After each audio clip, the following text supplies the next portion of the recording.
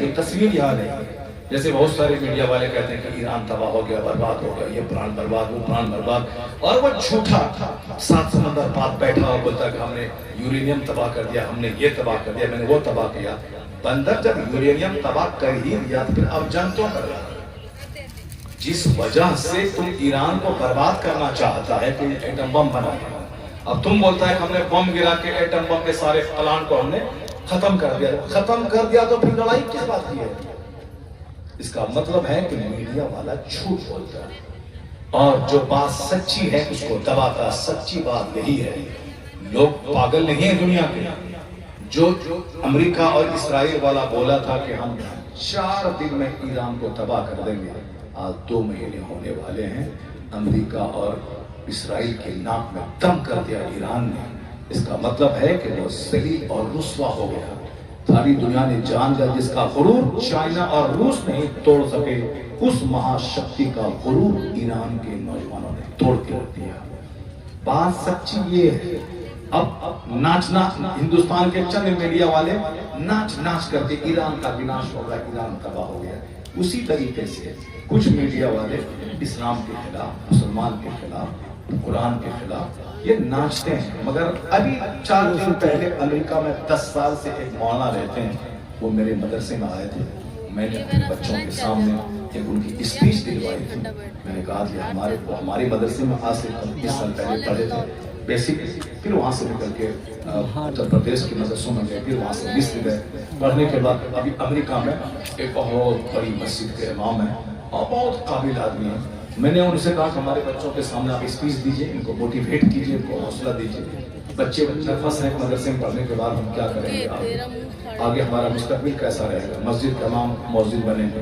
تو میں نے کہا کہ یہ دیکھو، اگر یہ بھی کہتے کہ میں مؤذن ہی بن کے رہ جاؤں گا، امام بن کے رہ جاؤں گا، آج یہ 25 کروڑ کے پروجیکٹ سے 25 کروڑ کے پروجیکٹ سے ایک اچھا انٹرنیشنل اسکول کو کھول گئے جس میں انگریزی اور عربی کی تعلیم ایک زبردست. اس کے جیسے میں گیا تھا، انہوں نے کہا کہ میں وہاں ڈیبیٹ کرتا ہوں. وہاں ڈیبیٹ میں اب پبلک گیدرنگ 1000 10,000 لوگ آ گئے. اب سامنے ایک کرسچن بیٹھا ہے، ایک یہودی بیٹھا ہے، ایک مسلمان کا عالم بیٹھا ہے. اب کسی ٹاپک پہ بحث ہو رہی ہے. اب یہودی اپنا خیال بیان کرتا ہے، کرسچن اپنا خیال بیان کرتا ہے، مسلمان عالم ہے، آپ اس ٹاپک پہ اپنا خیال ظاہر کیجیے. وہ کہتے ہیں کہ جب مجلس برخاست ہوتی ہے تو غیر مسلم آ کے کہتے ہیں کہ میں نے تیری بات سنی، اسلام سے میں پربھاوت ہوں، تم مجھے کلمہ پڑھا کے مسلمان بنا دو. کہا بڑی تیزی سے اسلام پھیل گیا. اب آپ کو میں صرف ایک مثال دیتا ہوں کیسے پھیلتا ہے. بیوقوف لوگ تو بہت طرح کی باتیں کرتے ہیں. آپ لوگ یہاں اتنے لوگ بیٹھے ہوئے ہیں، یہ بتائیے کہ 5 ٹائم میں جو اذان ہم لوگ دیتے ہیں، اللہ اکبر کہتے ہیں، اللہ اکبر اللہ اکبر اللہ اکبر اللہ اکبر، اس کا معنی جانتے ہیں؟ جانتے ہوں گے. یہ عربی کا لفظ ہے اکبر. اکبر معنی the greatest، گریٹر، گریٹسٹ.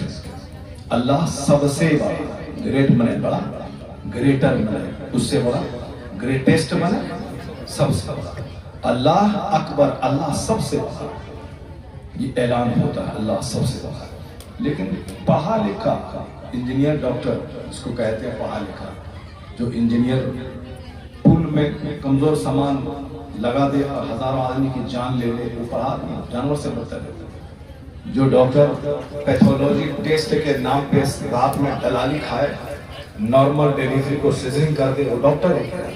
تو پیسہ کمانے والا جان ہے. ڈاکٹر اچھے ڈاکٹر جس میں شرافت ہو، دیانتداری ہو، انجینئر جس میں آنیسٹی ہو.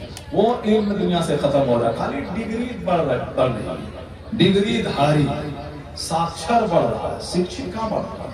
ساکشر مطلب تو اخبار پڑھنا جان گیا، ABCD پڑھا، انگریزی کی کتاب پڑھنا جان گیا، علی کا تاسا پڑھا، اردو کا اخبار، اردو کی کتاب پڑھنا جان گیا. یہ وقت پڑھنے والا. ایک ہے تعلیم یافتہ. تعلیم یافتہ کا مطلب جو رائٹ اور رانگ میں فرق پیدا کر سکے، جو لیگل اور انلیگل میں فرق پیدا کر سکے. چاہے 1 کروڑ کا نقصان ہو جائے، مگر اگر وہ کام صحیح ہے تو کرے. چاہے 1 کروڑ کا فائدہ ہونے والا ہو، وہ کام اگر غلط ہے تو نہ کرو. لیگل انلیگل میں فرق پیدا کرے، رائٹ اور رانگ میں فرق پیدا کرے، صحیح اور غلط میں فرق پیدا کرے. یہی ہے پڑھنے کا مقصد، اپنے سے دوسروں کو فائدہ پہنچانا. آدمی وہی ہے سماج کا اچھا جو سب سے beneficial who. The best among you is one who is profitable.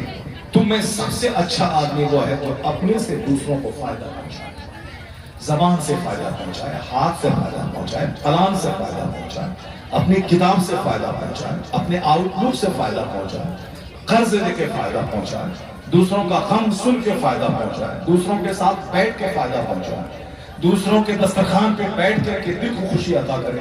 احب الاعمال اللہ تعالی ادخال السرور فی قلب المومن. حدیث میں آیا ہے کہ سب سے پسندیدہ عمل اللہ کے نزدیک وہ ہے ایک مسلمان کے دل میں خوشی ڈالنا.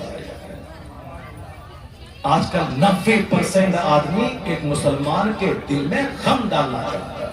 ان کا نام بگاڑ کے، ان کا مذاق اڑا کے، ہنسی اڑا کے، طرح طرح کی باتیں کر کے.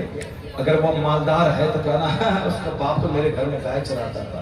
اگر وہ غریب بن جاتا ہے کام چور کہیں کا کوڑی.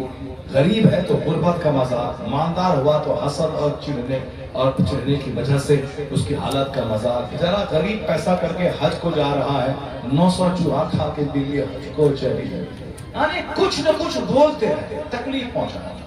بیچارہ 5 سال 10 سال سے پیسہ جمع کروا رہا ہے، پیسہ جمع کر کے حج کو جا رہا ہے. اور یہ خبیث مردود اس کو کہتا ہے کہ 900 چوہا کھا کے دلی حج کو چلی، یعنی اس کو تکلیف پہنچا. ایسا نہیں کہ اب اس کو حوصلہ افزائی کریں، اس کی دعا کریں، ان سے کہیں کہ تم وہاں کعبہ کے پاس میرے لیے دعا کرنا، اللہ دعا قبول فرماتا ہے. وہاں پر روضہ رسول پہ میرا سلام کہہ دینا. اگرچہ کچھ اعمال اچھے نہیں تھے، بس اللہ تعالیٰ حج قبول کر لے، حج کے صدقے میں اس کے گناہ کو معاف کر دے. مگر نہیں، 900 چوہا کھا کے دلی حج کو چلے. میں کہتا ہوں 900 چوہا نہیں، 9 کروڑ چوہا کھا کے گل جائے. اگر اللہ تعالیٰ اس کے گناہوں کو معاف کر دے تو تمہارا کیا جاتا ہے؟ تمہارا کیا جاتا ہے؟ اور حدیث میں آیا ہے، وہ حدیث میں یہ آیا ہے کہ اگر کوئی یہ کہتا ہے کہ اللہ اس کو معاف نہیں کرے گا تو اللہ تعالیٰ کہتا ہے من انت، تو کون ہے کہنے والا کہ اللہ معاف نہیں کرے گا؟ لو، اللہ اس کو معاف کیا اور تم کو جہنم میں ڈال دیا.